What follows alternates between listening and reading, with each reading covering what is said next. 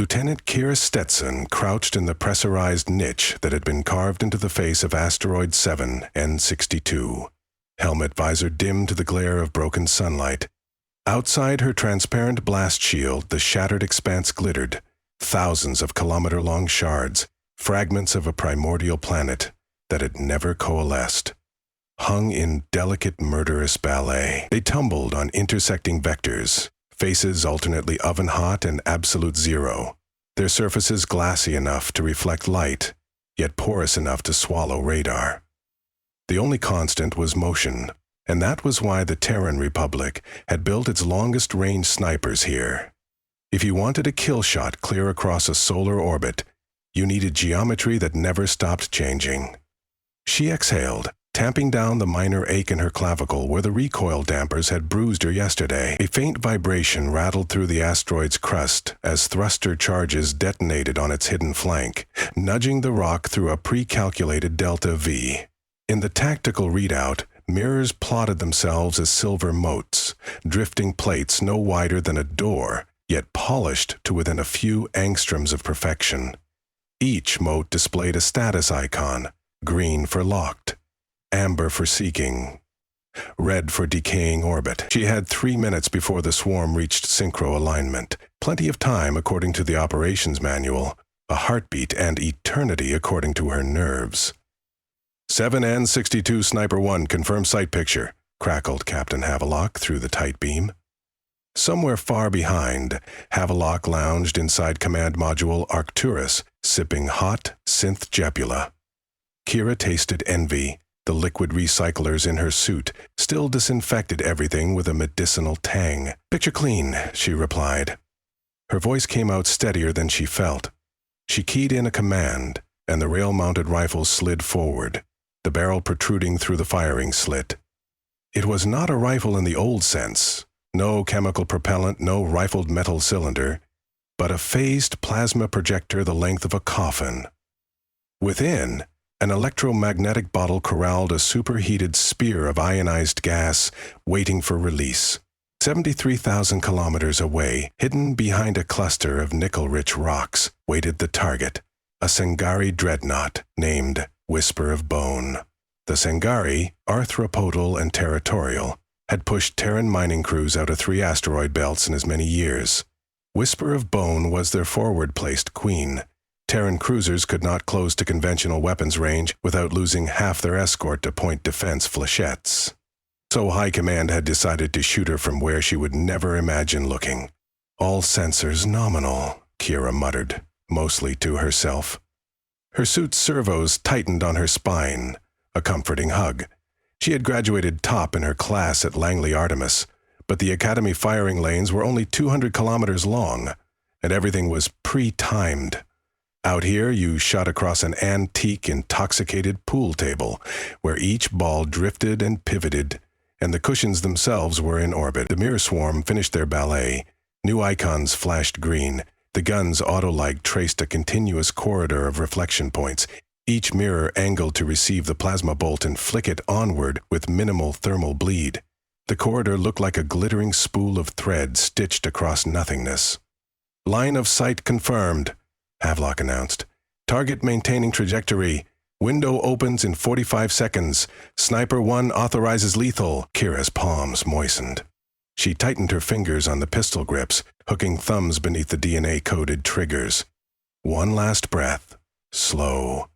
The heads-up overlay painted a ghostly silhouette of the dreadnought, mandible-shaped bow, ventral spires bristling with living artillery.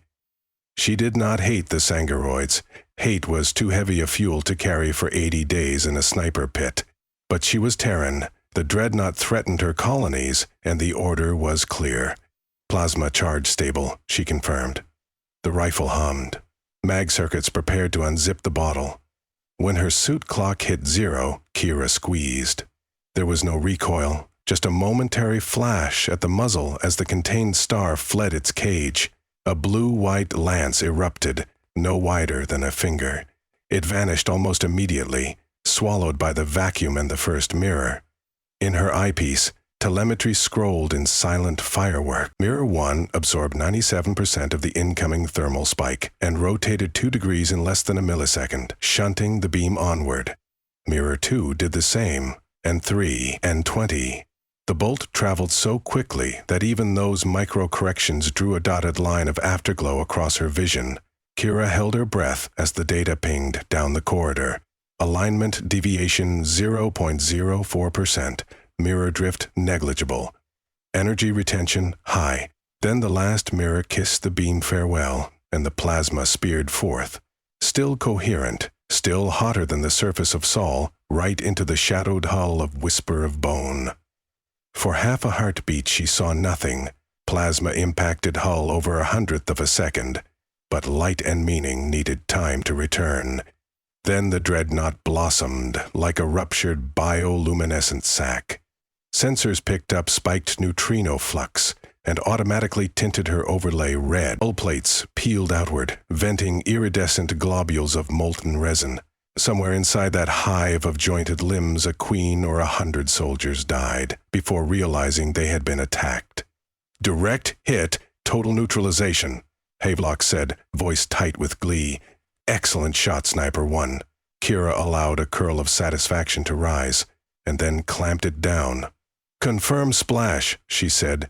Securing weapon, requesting egress vectors, but Havelock did not answer immediately. Instead, a lower frequency pulse barged into her channel, encrypted, high parameter. Admiral Yu herself. Kira straightened unconsciously, ridiculous though it was in 0G. Lieutenant Stetson, the Admiral's contralto intoned. You have new tasking. Sangari counterforce just folded in from the outer helo. We detect 3 corvettes, plus 1 vessel unknown, possibly a command variant. All units are converging on your sector. Recommend immediate redeployment to secondary perch. Time to contact 16 minutes. Kira's mouth tasted of copper. Acknowledge, ma'am. Mirror shards ran on limited AI and solar microthrusters. Breaking down the corridor meant issuing destruct commands or risk Sangari capture. She cued the sequence.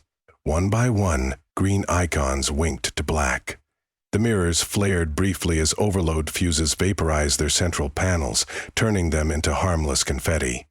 She retracted the rifle, mag-clamped it to her harness, and launched herself down the crawl tunnel that led to the asteroid's flank. Ice crystals and mineral dust swirled in her wake ahead. An escape pod the size of a shipping crate crouched in a cradle, nose pointed toward the nearest Lagrange updraft. She powered it, crammed inside, and ran through the launch list at triple speed. The pod's maneuver jets ignited, pulling 30 Gs at first burn, though her suit gel soaked most of it. Asteroid 7N62 shrank behind, a pocked marble pivoting silently. She spared a last glimpse. If the Sangiri tried to board it, they'd find only scuttled hardware and empty shell casings. Pod HUD, populated with threat markers. The corvette scattered like hunting spiders, each extruding triangular sails for kinetic shields. The unknown craft shed mirrored panels of its own crude, thicker but suspiciously Terran in concept. Incoming bursts on tight beam, Sangiri frequencies encrypted. She couldn't read them, but the pattern told a story. They had witnessed the impossible shot, and now sought to imitate it. A cold prick danced up her spine. If the Sangari captured even one Terran mirror shard, they would reverse engineer the alignment algorithms. The war would tilt overnight. Kira toggled open the comm. Captain, interdiction imperative. Recommend scuttle remaining shards priority alpha. Havelock replied at once. Voice clipped. Lieutenant, our fleet task group is still 12 minutes out. You are the only asset inside the Expanse with line on those shards. She licked dry lips. Understood. Authorization Radiant Code. You may engage at discretion. Radiant Code. Solo hunter-killer clearance wider than any she had previously received. She was what remained between Terran secrets and alien hands. She pulled up the shard inventory. 56 mirrors had not yet reached self-destruct distance. They drifted in clusters, spanning 100,000 kilometers. The Sangari, unknown vessel call it Mimic, was nearest to Cluster A and accelerating. If it seized even half, it could throw a reflected beam back at the fleet. Kira's pod carried a short-barrel plasma projector, uneconomical at long range unless one had mirrors. But she could still shoot if she borrowed the shards before the Sangari did. She could still shoot if she borrowed the shards before the Sangari did.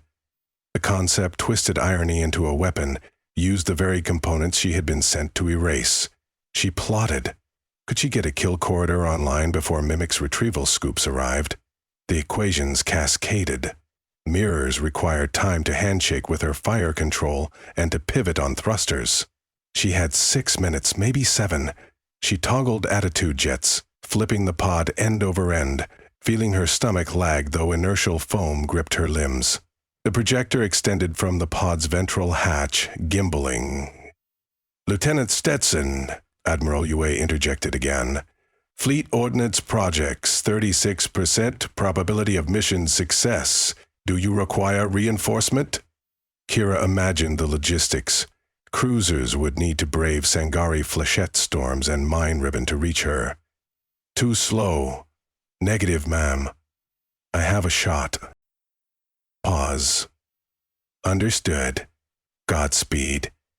She selected 12 mirrors closest to her new trajectory, fired handshake pings. Tiny thrusters sputtered on them, aligning into a skeletal temporary corridor just long enough to graze Mimic's probable approach. Telemetry scrolled. Bell deviations, burn fuel remaining. 7 seconds until stable path. The pod vibrated. Grapple of micrometeors, or perhaps distant mast-eater bursts. Sangari corvettes had noticed her. A warning klaxon chimed. Incoming kinetics. Time to impact, 39 seconds. She isolated them. Tungsten rods hurled blind, relying on volume. If even one struck the pod, she would vaporize before her brain registered pain. She locked the first mirror. 5 seconds. She lowered suit respiration to save oxygen and calm heart rate, her pulse still hammered. Second mirror.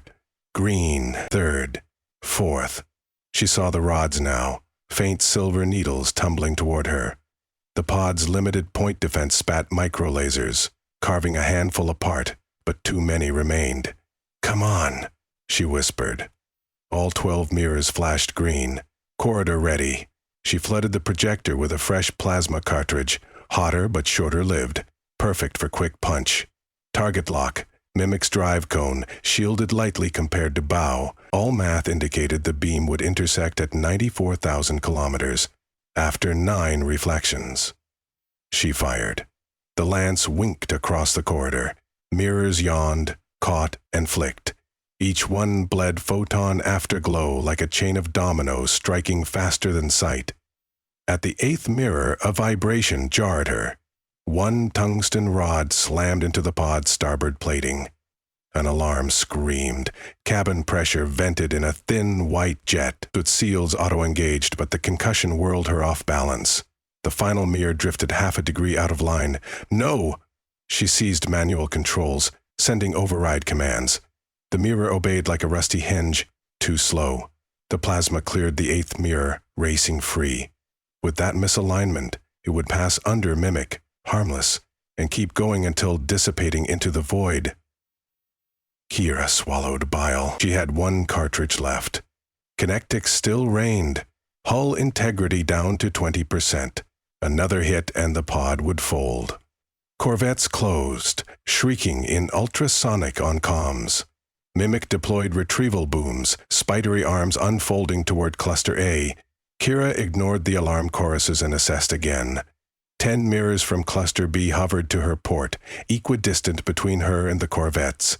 Their geometry wasn't ideal, but maybe she could improvise something the Academy never taught. He retracted the damaged pod panels, venting more atmosphere, intentionally shedding mass. Then she gunned the 4 thrusters, slinging the pod into a barrel roll that arced toward the new mirrors. Acceleration spat sparks across the hull. Internal lights dimmed. Override trajectory unstable. The pod AI bleated. "Override accepted," she snapped. She reached handshake with Cluster B at 3,000 meters. Mirrors flicked to life, confused but willing. She set them into a fan, not a corridor. 9 plates, arranged like curved ribs, each angled to bounce a beam in a shallow spiral. The 10th she reserved as governor, a kill switch that would self-detonate and break the path once fired. Without such insurance, stray plasma might ricochet unpredictably. Her suit clock, 1 minute, 40 seconds, until Mimic's booms contacted Cluster A. She loaded the last cartridge. This time she aimed not at Mimic directly, but at the empty region ahead of its flight path. Factoring its current acceleration and the delay inherent in her improvised spiral, the coil predicted intersection in 18 seconds after firing, if nothing else moved. Of course, everything moved. She fired. The beam leapt. Mirror 1 caught it, flung to 2. The beam curved like a penned serpent, crossing its own wake, each bounce stealing a sliver of energy, but trading for angular momentum. It gained a clockwise twist, a helical drift. Mimic's booms flexed toward Cluster A. Sangari sensors probably registered the new plasma path, but their minds couldn't yet conceive of a shot that originated behind the origin, bent sideways, and came around again. At spiral bounce 6, another tungsten rod punched the pod. Her monitors flickered, power bus shorted, the pod's battery died, and emergency cells clicked online, dimmer. Suit readouts remained, but comms fell silent. She floated in sudden, breath-loud quiet, the only sound her heartbeat, drum over distant thunder. Bounce 8. The beam now glowed dull yellow, still lethal but cooling. It left mirror 9. Free. Kira's last mirror, number 10. At middle to kill the path. She thumbed the destruct trigger. Nothing. Dead calm lines. Her stomach tightened. If she couldn't detonate mirror 10 after the shot, the beam might whip around again, slice into friendlies hours later. She improvised. Override the mirror's collision programming. If the beam passed within 3 meters of its surface, the mirror's AI would self-immolate. Close enough, she hoped. 18 seconds passed. The pod's passive sensor still worked. On its screen, Mimic's silhouette suddenly flashed, the drive cone blossoming into molten shards. The beam drilled through, cutting power conduits, and emerged other side. Fizzled. Mimic tumbled, booms flailing like broken legs, secondary explosions rippling along its thorax hull. Mirror 10 registered the afterglow, internal failsafes triggered. Kira saw a distant spark. The mirror popped like a flare, severing the loop. Path dead, she sagged in the harness. One Corvette spun away, engines throttling. The others hesitated.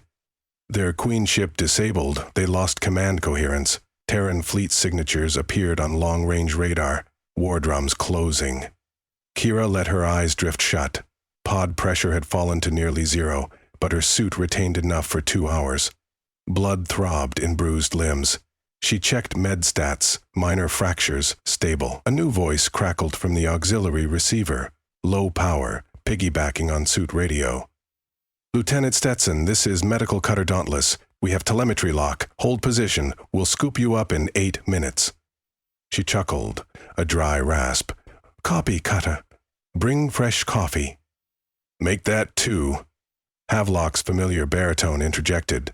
Alive, perhaps having piggybacked on the same bounce originally meant to save her. And Lieutenant?